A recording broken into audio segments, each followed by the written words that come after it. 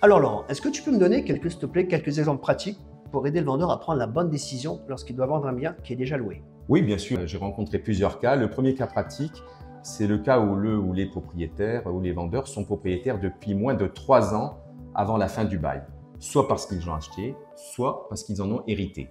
Alors à ce moment-là, il faut leur déconseiller de donner congé pour vente, car ils peuvent le faire qu'après un renouvellement du bail en cours et la vente sera bloquée pendant plusieurs années.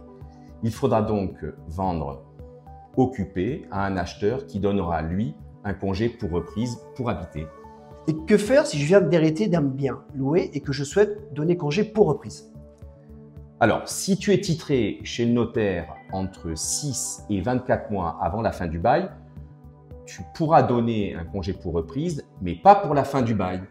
Le locataire devra partir 2 ans après la date d'achat définitif chez le notaire ou la date de signature de l'attestation immobilière dans le cadre d'une succession. Alors j'ai un cas en ce moment à l'agence où le vendeur est propriétaire depuis plus de 3 ans, mais le terme est dans 7 mois, le terme du bail. Qu'est-ce que je dois lui conseiller? Alors, s'il donne congé pour vente maintenant, le locataire aura jusqu'à 4 mois avant la fin du bail pour se décider à acheter. On a donc 3 mois de commercialisation du bien qui peuvent être perdus si jamais le locataire achète finalement.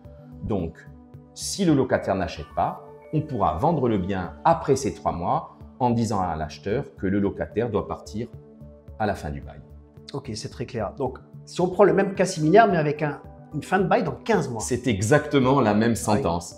Si le propriétaire donne congé pour la vente maintenant, le locataire aura toujours jusqu'à 4 mois avant la fin du bail pour décider d'acheter. On a donc 11 mois de commercialisation du bien qui peuvent être perdus si jamais le locataire achète finalement. Donc, il vaut mieux lui conseiller de ne pas donner congé pour vente et que ce soit l'acheteur qui le fasse avec un congé pour reprise.